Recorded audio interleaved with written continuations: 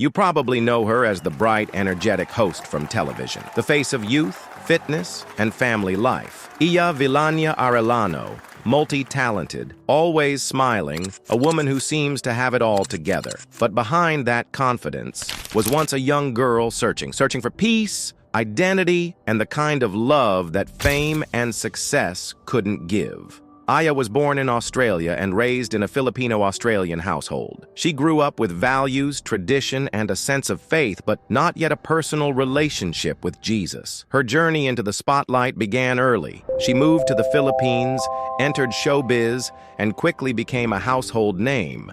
Music, hosting, acting, she did it all. People saw a woman on the rise, but inside, she was just a young woman trying to make sense of who she really was, trying to stay grounded in a world that constantly pulls you in different directions. In her early years in the entertainment industry, she was often praised for being wholesome and grounded, but Iya would later admit that being good on the outside didn't mean she wasn't wrestling with things in her heart. The pressures of fame, the expectations of people, and the temptation to define yourself based on your success. It weighed heavily. She went through moments of confusion, asking herself, why am I doing this? What's the point? Who am I trying to please? That quiet emptiness, the kind that stays even when you're surrounded by applause. It's something many don't see. But everything started to shift when she met Arellano. He wasn't just her future husband. Drew was someone whose quiet and consistent faith made her ask deeper questions. He showed her what it looked like to walk with Jesus,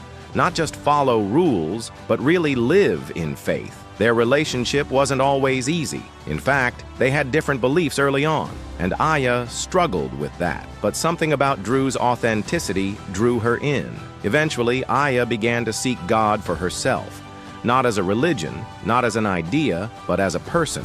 She started reading the Bible, asking questions, praying, not because someone told her to, but because her soul was finally hungry for truth. She began to understand that faith wasn't about being perfect. It was about being honest before God. Coming as you are, doubts and all. Her turning point came when she realized she couldn't earn salvation, that even her goodness wasn't enough. She needed grace. She needed a savior. And so, Iya made the quiet but life-changing decision to give her life to Jesus. Not just believe in him, but follow him. That decision didn't make her life easier, but it gave her peace, purpose, direction. She and Drew built their marriage on that foundation of faith. They now have a beautiful family with 4 children, and Aya openly talks about how their relationship with Christ is what holds them together. She shares glimpses of their spiritual walk on social media, whether it's devotionals, prayers, with the kids, or just choosing God in the daily grind. She still works in media, still smiles, still inspires, but now that joy comes from a deeper place. She no longer lives to impress the world. She lives to honor the one who saved her.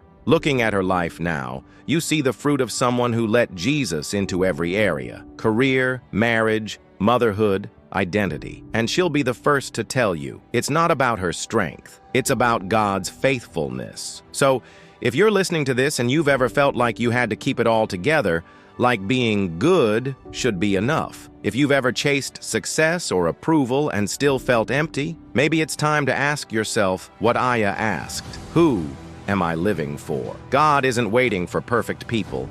He's waiting for honest hearts. And he's ready to meet you where you are, just like he met her. You don't need a stage to find your purpose. You don't need a title to be loved. You just need to be willing to say, Lord, I'm ready. If this story touched you, take a moment, right now. Close your eyes, breathe, and whisper a simple prayer. Ask God to make himself real to you, or just say thank you. That's enough for today. And if you know someone who needs to hear this, someone who feels tired, lost, or unsure of their worth, share this with them. It might be the hope they've been waiting for. God is always writing beautiful stories, and yours might just be getting started.